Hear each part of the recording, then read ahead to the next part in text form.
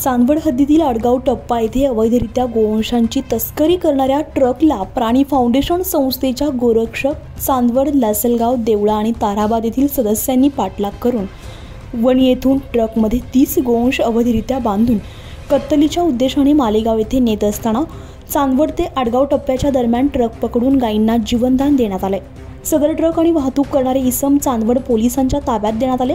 यावेळी चांदवड पोलीस स्टेशनचे पोलीस निरीक्षक कैलास वाघ आणि कर्मचारी मनसाराम बागुल बस्ते जाधव यांनी कारवाई करत सर्व गोवंश प्रजातीच्या जनावरांना मालेगाव येथील मुंगसे येथे पाठवले असून पुढील तपास चांदवड पोलीस स्टेशनचे पोलीस निरीक्षक कैलास वाघ आणि कर्मचारी करत आहेत।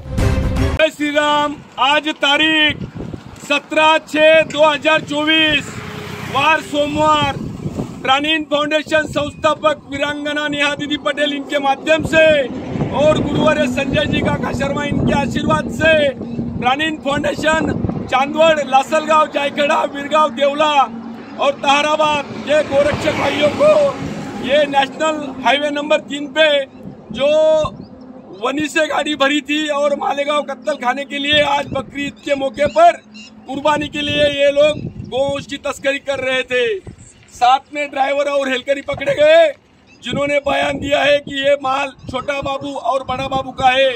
आज हमारे हिंदू भाइयों की आस्था सोमवार और अपने शंकर जी भगवान का वाहन नंदी महाराज और उनकी बकरीद, जो ये गाड़ी में नंदी महाराज भी पकड़े गए, इनकी बकरीद को कुर्बानी के लिए जो माल लेके जा रहे थे, साथ साथ गाय भी पकड़ी गई। पर आखिरकार ये भी प्राणीन फाउंडेशन की टीम है, जब तक छोड़ेंगे नहीं तब तक छोड़ेंगे नहीं। अगर करनी है गोरक्षा तो जख्मों का क्या हिसाब रखना, अगर करनी है गोरक्षा तो जख्मों का क्या हिसाब रखना।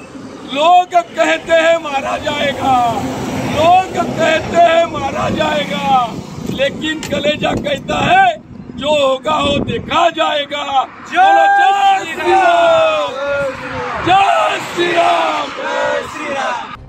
उत्तर महाराष्ट्र लाईव्ह साठी धनंजय पाटील, चांदवड।